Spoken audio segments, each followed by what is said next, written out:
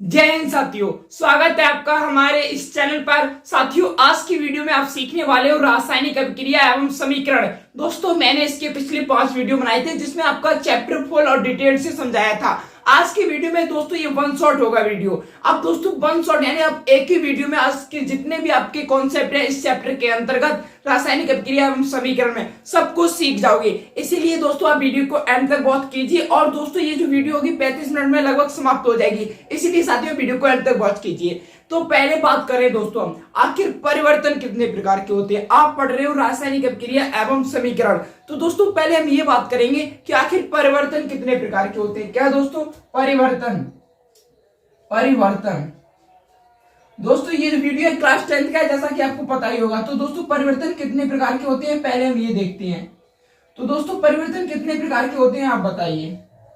परिवर्तन होते हैं दोस्तों, आप कहोगे एक होता है भौतिक परिवर्तन, एक क्या होता है भौतिक परिवर्तन, एक क्या होता है भौतिक परिवर्तन, और एक होता है साथियों रासायनिक परिवर्तन। क्या? रासायनिक परिवर्तन। अब मैं पूछूं आपसे कि मुझे ये बताइए कि आखिर भौतिक परिवर्तन क्या होता है। मैं पूछूं आखिर आप ये बताइए भौतिक परिवर्तन क्या है। तो दोस्तों भौतिक परिवर्तन वह परिवर्तन होता है जिसमें परिवर्तन तो हो जाएगा, भौतिक गुणों में परिवर्तन होगा। क्या दोस्तों मतलब क्या होगा? इसमें भौतिक गुणों में परिवर्तन होगा। भौतिक परिवर्तन क्या होगा साथियों? इसमें भौतिक गुणों में परिवर्तन होगा। अर्थात यानी दोस्तों इसमें कोई नया पदार्थ नहीं बनेगा, नया पदार्थ इसमें साथियों नया पदार्थ नहीं बनेगा। आपके जितने भी भौतिक परिवर्तन है, आप कहीं से भी कोई सा भौतिक परिवर्तन ले आइए, उसमें साथियों नया पदार्थ नहीं बनेगा। देखिए दोस्तों, ये मैंने क्या किया, मार्कर को खोल दिया, कोई नया पदार्थ बना नहीं, परिवर्तन हुआ। कौन सा? भौतिक परिवर्तन। कौन सा हुआ? भौतिक परिवर्तन। क्या हुआ? भौतिक परिवर्तन। ठीक है, आप समझ पा रहे हो ना भौतिक परिवर्तन क्या है साथियों? जिसमें नया पदार्थ ना बने। भौतिक परिवर्तन क्या है? जिसमें नया पदार्थ नहीं बनता है, उस परिवर्तन को हम क्या कहते हैं? भौतिक परिवर्तन। क्या कहते हैं? भौतिक परिवर्तन। ये आपने आसानी से सीख लिया कि भौतिक परिवर्तन वह परिवर्तन है जिसमें नया पदार्थ ना बने। ठीक, अब रासायनिक परिवर्तन क्या होता है? रासायनिक परिवर्तन में दोस्तों नया पदार्थ बनेगा। रासायनिक परिवर्तन क्या हो दोस्तों? रासायनिक परिवर्तन में नया पदार्थ बनेगा। रासायनिक परिवर्तन क्या होगा साथियों? रासायनिक परिवर्तन वह परिवर्तन है जिसमें नए पदार्थ का निर्माण होगा। जैसे दोस्तों आप देखते हो कभी दूध का दही बन जाता है, तो यहां पर दोस्तों एक नया पदार्थ बन गया। क्या? एक नया पदार्थ बन गया। तो हम कह सकते हैं दूध से दही बनना क्या हो गया? एक रासायनिक परिवर्तन हो गया। कौन सा परिवर्तन हो गया? रासायनिक परिवर्तन। अब आप लोग कैच किया कि आपने एक भौतिक परिवर्तन है जिसमें नया पदार्थ नहीं बन रहा है, और एक रासायनिक परिवर्तन है जिसमें नया पदार्थ बन रहा है। अब हम देखते हैं दोस्तों भौतिक परिवर्तन में एक चीज और देखिए, एक होता है उत्क्रमणीय परिवर्तन। क्या? उत्क्रमणीय परिवर्तन। एक होता है उत्क्रमणीय परिवर्तन। उत्क्रमणीय परिवर्तन क्या होते हैं? उत्क्रमणीय प्रकृति के परिवर्तन क्या होते हैं? देखिए, जैसे मान लीजिए परिवर्तन होगा, जैसे मैंने दोस्तों क्या किया, इस मार्कर को अभी खोल दिया, परिवर्तन हो गया। कौन सा? भौतिक है। अब मैं इस मार्कर को फिर से बंद भी कर सकता हूं।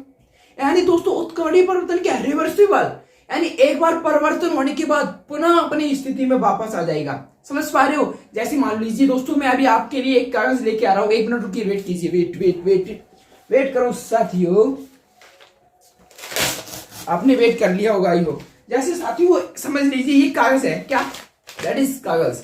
अब दोस्तों इस कागज का मैंने क्या किया, देखिए अभी मैंने इसको बॉल बना लिया इस तरीके से, अच्छे से इसको क्या कर दिया, बॉल बना दिया। अब दोस्तों मैं क्या फिर से उसी वैसा ही कागज कर सकता हूँ? बिल्कुल, फिर से वही हो गया। तो अभी देखा दोस्तों आपने इसका आकार परिवर्तन कर दिया था, अभी इसका आकार बदल गया था, अब फिर से ये कागज वैसा ही हो गया। यानी जो ये कौन सा? उत्क्रमणीय परिवर्तन है। क्या?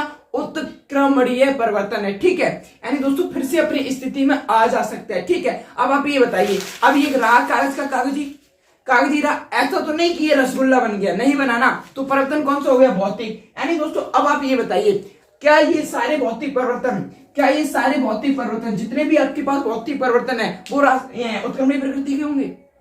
क्वेश्चन ये, क्या सारे भौतिक परिवर्तन उत्क्रमणीय प्रकृति के होंगे? तो जवाब है नहीं। क्यों दोस्तों? अभी देखिए, मान लीजिए अभी मैं इस कागज को काट दिया। अब दोस्तों इस कागज को मैंने काट दिया, परिवर्तन कौन सा? भौतिक, क्योंकि नए पदार्थ नहीं बना है, कागज का कागज ही रहा। लेकिन आप ये देखो कि क्या आप इससे मतलब आप इस कागज को जोड़ सकते हो? क्या आप वापस से उतना ही बड़ा कागज प्राप्त कर सकते हो? नहीं कर सकते हो। दिमाग मत लगाना फेविकोल वाला, फिर उसमें फेविक्विक भी परमाणु आ जाएंगे। तो आपने देखा सारे भौतिक परिवर्तन उत्क्रमणीय प्रकृति के नहीं होते हैं, लेकिन सामान्यतः ज्यादातर होते हैं। ठीक इसी प्रकार रासायनिक परिवर्तन तो आपने सीख ही लिया कि जिसमें नए पदार्थ का निर्माण होता है। अब दोस्तों इसका एग्जाम्पल तो आप सब अभिक्रियाओं में जिसके प्रकार है उनमें सीखोगे। तो आपने ये सीख लिया दोस्तों कि आखिर रासायनिक परिवर्तन क्या होता है और भौतिक परिवर्तन क्या है। भौतिक परिवर्तन वह परिवर्तन है जिसमें नया पदार्थ नहीं बनेगा, और रासायनिक परिवर्तन वह परिवर्तन है जिसमें नया पदार्थ बनता है। ठीक, क्लियर हो गया आपको अच्छे से। अब दोस्तों रासायनिक परिवर्तन ही रासायनिक अभिक्रिया होती है। क्या? रासायनिक अभिक्रिया होती है। अब दोस्तों अब मैं आपको ये नहीं बताऊंगा कि रासायनिक समीकरण क्या होता है, संतुलित रासायनिक समीकरण क्या होता है, क्योंकि मुझे ये वीडियो जल्दी खत्म करना है। मतलब आपका वन शॉट रिवीजन कराना है। हमारा जो मेन उद्देश्य रहेगा रासायनिक अभिक्रिया के प्रकारों के ऊपर रहेगा। तो मैं आज आपको प्रकार सिखाऊंगा। अगर आपको डिटेल से देखना है तो हमारे वीडियो मिलेंगे, आपको प्ले लिस्ट पे जाइए और रासायनिक अभिक्रिया की वीडियो, आपको 5 वीडियोस हैं। एक वीडियो है जो एमसीक्यूज की फॉर्म में, और ये जो वीडियो बन रहा है वो वन शॉट का होगा, जिसमें आप एक साथ सारी काइंड्स पढ़ोगे रासायनिक अभिक्रिया के। तो ठीक है दोस्तों, अब आप जो संतुलित वगैरह वगैरह है वो आप वीडियो में देखोगे। तो हम डायरेक्ट बात करते हैं साथियों कि आखिर रासायनिक अभिक्रिया के प्रकार कितने होते हैं। क्या? रासायनिक अभिक्रिया के प्रकार। तो दोस्तों रासायनिक अभिक्रिया के प्रकार में से सबसे पहले पढ़ते हैं हम संयोजन अभिक्रिया को। किसको? संयोजन अभिक्रिया को। अब ये दोस्तों मैंने संयोजन अभिक्रिया का एक एग्जांपल लेके आया हूं। क्या? एक दोस्तों कार्बन है। कार्बन कौन सी अवस्था में होता है? सॉलिड। अब वो दोस्तों ऑक्सीजन से रिएक्शन करके क्या बन रहा है? Carbon dioxide, CO2। ये हो गया संयोजन अभिक्रिया। आपको समझ में? अरे भाई ये कैसे क्या कर दिया, ये संयोजन अभिक्रिया। देखो संयोजन अभिक्रिया क्या होती है दोस्तों, पहले बताइए आप इस चीज को। जो एरो के LHS में होता है, यानी जो एरो के इस साइड होता है LHS, इसको बोलते हैं क्या? अभिकारक। क्या? अभिकारक। और जो दोस्तों RHS होता है उसको क्या बोलते हैं? उत्पाद। उसको क्या बोलते हैं? उत्पाद। ठीक है, अब देखिए, अब बात करेंगे हम कि दोस्तों संयोजन अभिक्रिया की परिभाषा क्या होती है। क्या? संयोजन अभिक्रिया की डेफिनेशन क्या है? तो देखिए संयोजन अभिक्रिया की डेफिनेशन ये होती है, जैसे दोस्तों एक से अधिक अभिकारक मिलकर वह रासायनिक अभिक्रिया, आप चाहे तो लिख लीजिए। क्या? वह रासायनिक अभिक्रिया जिसमें एक से अधिक अभिकारक आपस में मिलकर एक एकल उत्पाद का निर्माण करें, उसे हम कहते हैं संयोजन अभिक्रिया। उसे हम क्या कहते हैं? संयोजन अभिक्रिया। क्या दोस्तों? वह रासायनिक अभिक्रिया जिसमें एक से अधिक अभिकारक आपस में मिलकर एक एकल उत्पाद का निर्माण करते हैं, उसे हम कहते हैं संयोजन अभिक्रिया। जैसे मान लीजिए दोस्तों A + B + C, ये एक से अधिक 3 अभिकारक हो गए जो मान लीजिए ABC का निर्माण कर रहे हैं। इसका ABC का एक उत्पाद का निर्माण कर रहे हैं। यानी दोस्तों संयोजन अभिक्रिया क्या? वह रासायनिक अभिक्रिया जिसमें एक से अधिक अभिकारक आपस में मिलकर एक एकल उत्पाद का निर्माण करते हैं, तो उसे हम कहते हैं क्या? संयोजन अभिक्रिया। ठीक, तो दोस्तों पहला एग्जाम्पल हमारे पास क्या था? हमारे पास है कार्बन। क्या दोस्तों? कार्बन। पहला एग्जाम्पल क्या है संयोजन अभिक्रिया का? ये दोस्तों संयोजन का है। किसका? संयोजन का।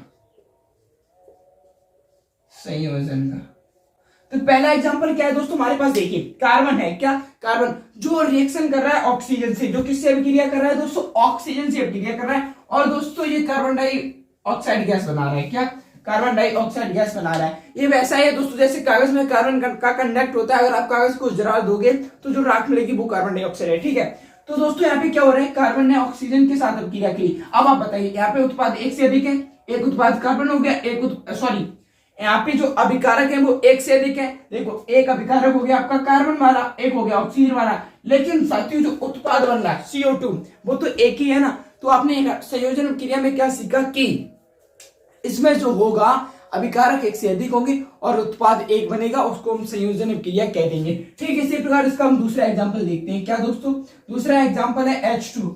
H2 क्या होता है? Hydrogen gas. हाइड्रोजन गैस अगर दोस्तों ये ऑक्सीजन से अभिक्रिया करता है तो क्या बनाता है? जल, जिसे आप पीते हो। हाइड्रोजन वो एक ज्वलनशील गैस है। क्या दोस्तों? आप ज्वलनशील, हाइड्रोजन एक ज्वलनशील गैस है। क्या तुम ज्वलनशील गैस को खा सकते हो? नहीं। और ऑक्सीजन जलने में सहायक है। ऑक्सीजन क्या होती है? जलने में सहायक। लेकिन दोस्तों ये दोनों अभिक्रिया करके एक पेय पदार्थ बना देते हैं, यानी जल। H2O को क्या बोलते हैं? जल। H2O को क्या बोलते हैं? जल। क्या बोलते हैं? जल। तो देखो दोस्तों देखिए यहाँ पर H2 और ऑक्सीजन से अभिक्रिया कर रहा है तो जल बना रहे हैं। अब आप बताइए यहाँ पर कितने अभिकारक हैं? 2। और परिभाषा क्या कह रही थी? एक से अधिक अभिकारक होना चाहिए, उत्पाद एक होना चाहिए। तो अभिकारक है एक से अधिक, उत्पाद है एक, यानी हमारी डेफिनेशन बिल्कुल ठीक है। बट लेकिन किंतु परंतु ये देखिए कि साथियों यहाँ पर हाइड्रोजन 2, हाइड्रोजन 2, लेकिन ऑक्सीजन यहाँ पे 2 है, यहाँ पर ऑक्सीजन 1 है। तो क्या करोगे? तो यहाँ पर ऑक्सीजन को समान करने के लिए क्या करें? यहाँ पे हमने ऑक्सीजन का 2 से गुणा कर दिया। अब दोस्तों जैसे आप ऑक्सीजन को 2 करते हो तो हाइड्रोजन 4 हो जाती है, हाइड्रोजन 4, तो यहाँ पर भी 2 का गुणा कर दो, तो 2 दूनी 4 हाइड्रोजन हो गए, 4 hydrogen 2 oxygen 2 oxygen, and that's it, balance equation. आपने ये समीकरण को बैलेंस कर दिया। अब हम देखेंगे, आपने दोस्तों संयोजन अभिक्रिया को सीख लिया।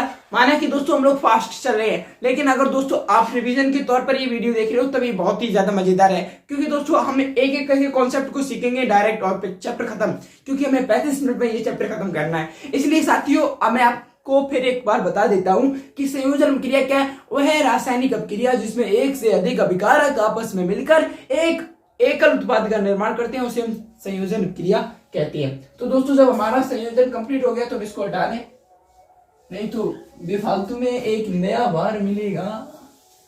संयोजन कंप्लीट, ठीक है। अब बात आती है दोस्तों वियोजन अभिक्रिया की। आखिर वियोजन अभिक्रिया क्या है? देखिए दोस्तों, वियोजन क्या होता है? संयोजन का जस्ट उल्टा। वियोजन क्या होगा? संयोजन का जस्ट उल्टा। इसकी डेफिनेशन की बात की जाए किसकी? वियोजन अभिक्रिया की। किसकी दोस्तों? वियोजन की। तो मैं ये कह दूं दोस्तों, ये बिल्कुल उल्टा है संयोजन का। कैसे को देखिए दोस्तों, वियोजन अभिक्रिया क्या होती है? वह रासायनिक अभिक्रिया जिसमें क्या होगा दोस्तों? आपका अभिकारक एक होगा। वह रासायनिक अभिक्रिया जिसमें एक अभिकारक अनेक उत्पादों में टूटता है, यानी एक अभिकारक एक से अधिक उत्पादों में टूटता है, तो उसे हम क्या कहते हैं? वियोजन अभिक्रिया। जैसे मान लीजिए साथियों, आपके पास एक अभिकारक है A, B, C। ये आपके पास ABC एक अभिकारक है। क्या?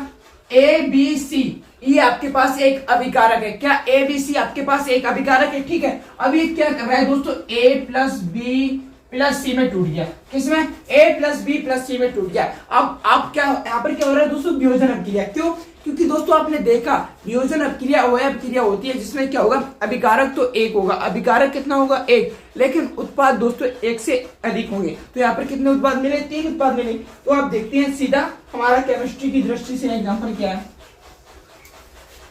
यहाँ पर साथियों एक एग्जाम्पल लेके आया था मैं आपके लिए वियोजन का। कैल्शियम कार्बोनेट का सूत्र क्या होता है? CaCO3।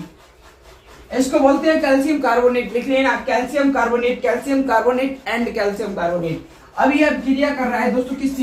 ये अभिक्रिया कर रहा है, देखो अब अभिक्रिया क्यों करेगा? आप देखो जैसे ही दोस्तों इसको ये रिएक्शन करेगा तो ये क्या करेगा?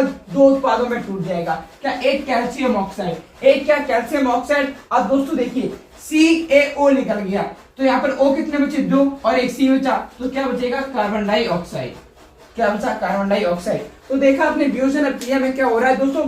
आपके पास अभिकारक एक है और उत्पाद एक से अधिक मिल रहे हैं, और उत्पाद एक से अधिक मिल रहे हैं। उत्पाद दोस्तों एक से अधिक मिल रहे हैं और आपके पास जो अभिकारक है वो आपके पास एक ही है। तो आपने इसको भी अच्छे से कैसे किया कि आखिर वियोजन अभिक्रिया क्या होगी। अब हम बात करेंगे कि आखिर हमारी विस्थापन अभिक्रिया क्या है। विस्थापन अभिक्रिया किसकी दोस्तों? विस्थापन की। विस्थापन, अब देखिए विस्थापन रिएक्शन क्या होती है। देखिए साथियों इसमें क्या होता है, जैसे मान लीजिए आप अपनी क्लास में जाते हो, तो अगर आप अपनी क्लास में सबसे ज्यादा पावरफुल व्यक्ति हो, मान लीजिए आप बहुत बड़े हो और ताकत आप में ज्यादा है, तो दोस्तों जो कमजोर छात्र होगा उसे आप तुरंत हटा देते होगे। क्या कि यहाँ पे मैं आगे बैठूंगा, या आपका मन पीछे बैठने का हुआ तो आप तुरंत बैठ जाते होगे और उस बच्चे को हटा देते होगे। और इसमें क्या होता है? इसमें भी यही है सेम। इसमें क्या होता है दोस्तों? विस्थापन अभिक्रिया में इसमें क्या करता है दोस्तों? एक अधिक क्रियाशील तत्व एक कम क्रियाशील तत्व उसके जलीय लवण विलयन से विस्थापित कर देता है। यानी वह रासायनिक अभिक्रिया जिसमें एक अधिक क्रियाशील तत्व एक कम क्रियाशील तत्व को उसके जलीय लवण विलयन से विस्थापित कर देता है। क्या? विस्थापित कर देता है, उसे हम कहते हैं विस्थापन अभिक्रिया। मतलब एक अधिक पावरफुल है जो कम पावरफुल को विस्थापित कर देता है। क्या कर देता है? विस्थापित कर देता है। उसी को हम कहते हैं विस्थापन अभिक्रिया। देखिए विस्थापन अभिक्रिया का एग्जाम्पल है क्या दोस्तों? विस्थापन अभिक्रिया का एक एग्जाम्पल है CuSO4। अब बताइए CuSO4 को क्या कहते हैं? CuSO4 को क्या कहते हैं? कमेंट में बताइए। अगर नहीं पता है तो लिख लेना कॉपर सल्फेट। क्या? कॉपर सल्फेट, जो दोस्तों Fe यानी आयरन से अभिक्रिया कर रहा है Fe। ठीक, अब ये बताइए, ये पता है क्या करता है? Fe में दोस्तों पावर है कॉपर से अधिक, तो ये खुद से बन जाता है ferrous sulphate, FeSO4, ferrous sulphate. क्या हो जाता है? Ferrous sulphate. और ये क्या कर देता है दोस्तों? कॉपर को विस्थापित कर देता है। अब बात आती है कि दोस्तों मैंने कैसे जान लिया, मैंने कैसे जान लिया कि दोस्तों Fe अधिक पावरफुल है Cu से यानी कॉपर से। तो दोस्तों मैं आपको बताऊं, मैंने क्या किया था दोस्तों, इसकी ट्रिक बताई थी। क्या ट्रिक? इसकी दोस्तों क्रियाशीलता श्रेणी की ट्रिक बताई थी, जिसमें आप ये पता कर सकते थे किसके पास अधिक पावर होता है। तो दोस्तों मैं आपको डिटेल से तो नहीं बताऊंगा, अगर आपको डिटेल से देखना है तो वीडियो को देखिए, जाके मिल जाएगा आपको। लेकिन अभी मैं आपको शॉर्ट में बता दे रहा हूं। ट्रिक होती है दोस्तों का ना का मग अल जन फी, प्रभु है क्यों HGAG AU। काना का मग अल जन फी, प्रभु है क्यों HGAG AU। अब देखिए, अब मैं बताता हूं दोस्तों क्या। अब ये जैसे का ना का मग अल जनफी प्रभु है क्यों HGAG ये आपको जस्ट नीचे लिखना है। इसका मतलब क्या होता है? पोटेशियम। क्या मतलब? पोटेशियम। और दोस्तों पोटेशियम अधिक पावरफुल होगा सोडियम से, सोडियम के पास अधिक क्षमता होगी कैल्शियम से, कैल्शियम के पास अधिक क्षमता होगी इसका Mg मतलब मैग्नीशियम से। तो इसी प्रकार दोस्तों ये क्रियाशीलता श्रेणी होती है। अगर आपको इसके बारे में डिटेल में चाहिए तो आप मेरा पिछला वीडियो देखिए जाके, उसमें सब कुछ मैंने डिटेल से बताया है।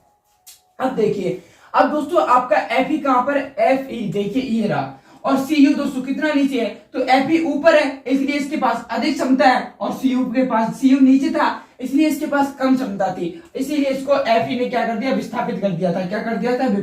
विस्थापित। इसीलिए खुद दोस्तों फेरस सल्फेट बन गया, FeSO4 बन गया। यानी दोस्तों अब मैं आपको फिर से एक बार रिवाइज करा दूं कि आपकी विस्थापन अभिक्रिया क्या है। इसमें क्या होता है दोस्तों, देखिए, एक अधिक क्रियाशील तत्व वह है रासायनिक अपक्रिया जिसमें एक अधिक क्रियाशील तत्व एक कम क्रियाशील तत्व को उसके जलीय लवण विलयन से विस्थापित कर देता है, उसे हम कहते हैं विस्थापन अभिक्रिया। क्या कहते हैं? विस्थापन अभिक्रिया। अब तो क्लियर हो गया होगा। अब देखिए, आपने विस्थापन अभिक्रिया को सीख लिया, वियोजन को सीख लिया और संयोजन को सीख लिया।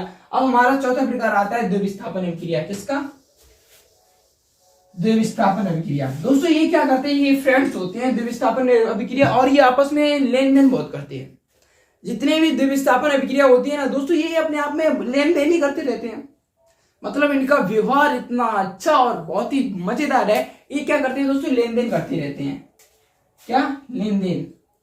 अब समझते हैं द्विविस्थापन को। देखिए, द्विविस्थापन वह अभिक्रिया होती है जिसमें आयनों का विनिमय होता है, यानी आयनों का आदान प्रदान होता है। क्या? आयनों का आदान प्रदान। जैसे कि दोस्तों हमारे पास एक एग्जांपल है NaOH। तो Na के ऊपर क्या +1 होता है और OH पे -1। ये आयन कितने +1 होते हैं, -1 होते हैं? ये दोस्तों आपको, अगर आपको नहीं पता तो हमारी वीडियो देखिए जाके। अब देखिए दूसरा किससे कर रहा है दोस्तों? HCl हाइड्रोक्लोरिक अम्ल से। तो H पे दोस्तों क्या होता है? धनायन, और क्लोरीन पे क्या होता है? ऋणायन। अब देखिए इसमें क्या होता है दोस्तों, इधर से लिख दे रहा हूं तो आपको अच्छे से क्लियर होगा। हमने बताया दोस्तों द्विविस्थापन अभिक्रिया वह अभिक्रिया होती है जिसमें आयनों का आदान प्रदान होता है। क्योंकि इनका व्यवहार बहुत अच्छा है इसलिए दोस्तों ये आयनों का आदान प्रदान करते हैं, इसीलिए इन्हें क्या कहते हैं? द्विविस्थापन अभिक्रिया। हमारे पास है दोस्तों NaOH। क्या? NaOH क्या है? NaOH plus. अब ये हाइड्रोक्लोरिक अम्ल से अभिक्रिया कर रहा है। किससे? हाइड्रोक्लोरिक अम्ल से। तो देखिए क्या करेगा दोस्तों, सोडियम पे क्या होता है? प्लस आयन, और हाइड्रोक्साइड पे माइनस आयन। इसी प्रकार H पे प्लस होता है और क्लोरीन पे माइनस होता है। अब देखिए इसमें आयनों का आदान प्रदान कैसे होगा? पहले वाले का प्लस होगा दूसरे वाले के माइनस के साथ, यानी दोस्तों पहले वाले का प्लस दूसरे वाले के माइनस के साथ। देखिए फिर दूसरे वाले का प्लस पहले वाले के माइनस के साथ। देखिए क्या हो रहा है दोस्तों, पहले वाले का प्लस दूसरे वाले के माइनस के साथ जाएगा। क्या? पहले वाले का जो प्लस होगा वो दूसरे वाले के माइनस के साथ जाएगा, और दोस्तों दूसरे वाले का प्लस पहले वाले के माइनस के साथ आएगा। तो हम पहले क्या करते हैं? पहले वाले प्लस को देखते हैं, यानी NaCl ये क्या बना लेगा दोस्तों? NaCl देखिए पहले वाले का प्लस था, दूसरे वाले माइनस का, क्लोरीन ले लिया उसने, फिर क्या करते हैं प्लस। अब दोस्तों एक एच ये है, एक एच ये, एक एच ये है, तो हम इसको क्या लिख देंगे H2O, तो ये क्या हो गया H2O। तो दोस्तों आपने देखा द्विविस्थापन क्रिया में क्या हो रहा है, इसमें दोस्तों आयनों का एक्सचेंज हो रहा है, बोले तो आदान प्रदान हो रहा है इनकी दीवार के अच्छे होने के कारण। देखिए अब दोस्तों मैं आपको यहीं पर एक जादू बताता हूँ, वो जादू ये है क्या दोस्तों, मैंने अभी इससे पहले जो वीडियो अपलोड किया था तो मैंने बताया था कि दोस्तों जब कोई अम्ल किसी क्षार से, जब कोई क्षार किसी अम्ल से अभिक्रिया करता है तो वो दोस्तों एक लवण बना देता है और जल को निकालता है, क्या लवण और जल को। अभी मान लीजिए दोस्तों हम आयनों का आदान प्रदान नहीं करेंगे, आयनों का आदान प्रदान नहीं करेंगे, तो हमारे पास क्या था दोस्तों सोडियम। ये दोस्तों इस चैप्टर से संबंधित नहीं है जो मैं बता रहा हूं, वो है अम्ल क्षार से, लेकिन फिर भी मैं आपकी नॉलेज के लिए बता दे रहा हूं, अब आपको समझ में आएगा। देखिए दोस्तों आपको पता है जब कोई क्षार एक अम्ल से अभिक्रिया करता है, क्षार मतलब जो OH आयन देता है और अम्ल मतलब जो H+ आयन देता है, ठीक। ये दोस्तों सोडियम हाइड्रोक्साइड जो कि एक क्षार है, हाइड्रोक्लोरिक अम्ल जो कि एक अम्ल है, तो ये क्या करेंगे दोस्तों एक लवण बनाएंगे और जल का निर्माण करेंगे। लेकिन दोस्तों लवण कौन सा बनाएंगे ना ये आपको पता है ना मुझको पता है, हमको ये 100% पता है कि क्या निकलेगा, जल निकलेगा। तो पहले हमने क्या किया दोस्तों जल को निकाल दिया, क्या किया H2O को निकाल दिया। अब देखिए एक H ये था जो निकल गया तो इसको खत्म कर दो, एक H ये था जो निकल गया, यानी H दोनों को हमने निकाल दिया। अब दोस्तों ऑक्सीजन बचा, उसको भी निकाल दिया। अब क्या बचा आपके पास Na और Cl, वही लिख दो NaCl, ये आपके पास वो बन जाएगा लवण। NaCl क्या होता है सोडियम क्लोराइड, जो कि आप जो नमक खाने में यूज करते हो। तो दोस्तों आपने देखा कि द्विविस्थापन अभिक्रिया क्या थी, वह रासायनिक अभिक्रिया जिसमें आयनों का आदान प्रदान हो रहा था, उसे हम द्विविस्थापन अभिक्रिया कह रहे थे, ठीक। अब हम बात करेंगे दोस्तों अपनी नेक्स्ट, देखिए उपचयन अभिक्रिया। क्या दोस्तों उपचयन, उपचयन अभिक्रिया बहुत ही ज्यादा सिंपल है। क्या देखिए उपचयन अभिक्रिया क्या होती है, क्या साथियों उपचयन अभिक्रिया, उपचयन अभिक्रिया दोस्तों उपचयन अभिक्रिया क्या होती है, इसमें दोस्तों ऑक्सीजन का योग होगा, क्या इसमें ऑक्सीजन का योग हो या हाइड्रोजन का ह्रास हो, उसे हम उपचयन अभिक्रिया कहते हैं। डायरेक्ट एग्जांपल से समझिए, देखिए जैसे दोस्तों मैं आपके लिए एग्जांपल लाया था सल्फर, सल्फर दोस्तों सॉलिड अवस्था में होता है लिख दिया, और ऑक्सीजन से अभिक्रिया कर रहा है, क्या ऑक्सीजन से अभिक्रिया, ऑक्सीजन क्या है गैस, तो ये बना रहा है सल्फर डाइऑक्साइड। देखिए यहाँ पे दोस्तों क्या हुआ, सल्फर सिंगल था और यहाँ पर इसको ऑक्सीजन मिल गई, यानी दोस्तों यहाँ पर O2 का योग हुआ, O2 का योग हुआ ना। आप खुद सोचिए जो कुछ दोस्तों ह्रास या योग होता है सब कुछ उत्पाद में ही देखने को मिलेगा आपको। देखिए सल्फर यहाँ पे सिंगल था और यहाँ पर दोस्तों ऑक्सीजन इसमें ऐड हो गया, यानी क्या हो गया सल्फर डाइऑक्साइड बना लिया इसने। तो दोस्तों आपने उपचयन अभिक्रिया की डेफिनेशन क्या देखी, आपने ये देखी कि ऑक्सीजन जिसमें ऑक्सीजन का योग हो, यानी वह रासायनिक अभिक्रिया जिसमें ऑक्सीजन का या तो योग होगा या हाइड्रोजन का ह्रास होगा, तो उसे हम क्या कहेंगे दोस्तों उपचयन अभिक्रिया कहेंगे, क्या उपचयन अभिक्रिया। तो आप इसमें देख सकते हो दोस्तों आपको मिल रहा है ऑक्सीजन का योग जो कि दिख रहा है आपको सल्फर डाइऑक्साइड, और आपको क्या मिल रहा है दोस्तों इसमें ऑक्सीजन का योग। अब आप ये चीज लिख सकते हो क्या कि जो सल्फर है वो सल्फर डाइऑक्साइड में उपचयित हो रहा है, कोई डाउट वाली बात है क्या, सल्फर है अब वो सल्फर डाइऑक्साइड बन गया यानी उसमें उपचयित हो गया। तो दोस्तों इस प्रकार आपकी उपचयन अभिक्रिया भी क्या हो जाती है, समाप्त हो जाती है। अब दोस्तों आप मैंने पहले ही कहा था हम लोग फास्ट चलेंगे क्योंकि हमको एक वीडियो में सब कुछ कवर करना है। अगर आपको डिटेल से, अगर आपने अभी तक रासायनिक अभिक्रिया एवं समीकरण को नहीं पढ़ा तो मेरी आपसे रिक्वेस्ट है आप पिछले वो 5 वीडियो देखिए, क्योंकि दोस्तों वहां पर मैंने क्या किया है डिटेल से एक्सप्लेन किया है। ये वन शॉट इसलिए जो पढ़ चुके हैं उनके लिए रिवीजन है, डायरेक्ट एकदम देखा और कर दिया। अब आपने दोस्तों उपचयन अभिक्रिया को भी सीख लिया, अब हम बात करेंगे किसकी, अपचयन की। अब दोस्तों अपचयन क्या होता है, उपचयन का उल्टा। अपचयन क्या होता है, उपचयन का उल्टा। देखिए अपचयन अभिक्रिया, देखिए अपचयन अभिक्रिया में क्या होगा, देखिए इसमें क्या होगा दोस्तों ऑक्सीजन की कमी होगी, O2 की क्या होगी कमी। अपचयन अभिक्रिया में दोस्तों O2 की होती है कमी और हाइड्रोजन की होती है वृद्धि, और उपचयन में O2 की होगी वृद्धि, हाइड्रोजन की होगी कमी। यानी अब आप डायरेक्ट पढ़ रहे हो मतलब कि अपचयन, तो आप अपचयन में ही देखिए डायरेक्ट क्या होगा, ऑक्सीजन की कमी, क्या होगा ऑक्सीजन की कमी, ठीक। अब इसका एग्जांपल देखिए, आपके पास है दोस्तों कॉपर ऑक्साइड, क्या आपके पास है कॉपर ऑक्साइड CuO, और दोस्तों ये जल से अभिक्रिया कर रहा है, क्या जल मतलब हाइड्रोजन गैस से, तो ये बना रहा है Cu+ CO2 gas, CO2 gas में H2O बनेगा जल। देखिए क्या हो रहा है, देखिए क्या हो रहा है, देखिए क्या हो रहा है, देखिए क्या हो रहा है। देखिए दोस्तों यहां पर आपके पास ऑक्सीजन थी, लेकिन यहां पर ऑक्सीजन नहीं है, यानी दोस्तों देखिए O2 की कमी हो गई। देखिए ना यहां पर O2 की कमी हो गई ना, तो ये कौन सी रिएक्शन हो गई दोस्तों, अपचयन अभिक्रिया। क्या, अपचयन। इसमें आप कह सकते हो कॉपर ऑक्साइड कॉपर में अपचयित हो रहा है। क्या, अपचयित हो रहा है। अब देखिए दोस्तों, अपचयन भी पढ़ लिया आपने और उपचयन भी पढ़ लिया, और जहां पर दोस्तों उपचयन प्लस अपचयन आ जाए, क्या, जहां पर दोस्तों आपको उपचयन प्लस अपचयन देखने को मिल जाए, वहां पर आपकी अभिक्रिया होगी रेडॉक्स। कौन सी अभिक्रिया, रेडॉक्स अभिक्रिया। अब दोस्तों रेडॉक्स अभिक्रिया का एग्जांपल आप मेरे कमेंट में लिखिए अगर आप पहले पढ़ चुके हो तो, क्योंकि मैंने पहले की वीडियो में डिटेल से बताया था। अब आपको कमेंट सेक्शन में लिखना होगा रेडॉक्स अभिक्रिया का एग्जांपल। ठीक, अब दोस्तों आपने अपचयन को भी पढ़ लिया, उपचयन को भी पढ़ लिया। अब आखिर बताइए बचा क्या। यानी दोस्तों आपके सारे रासायनिक अभिक्रिया के प्रकार होते हैं समाप्त, लेकिन अभी एक बचा हुआ है, क्या, अवक्षेपण अभिक्रिया। अवक्षेपण अभिक्रिया। अवक्षेपण अभिक्रिया को जानने से पहले हमें यह जानना होगा कि अवक्षेप क्या होता है। तो दोस्तों अवक्षेप पता है क्या होता है, आपको पता है, मैं बताता हूं।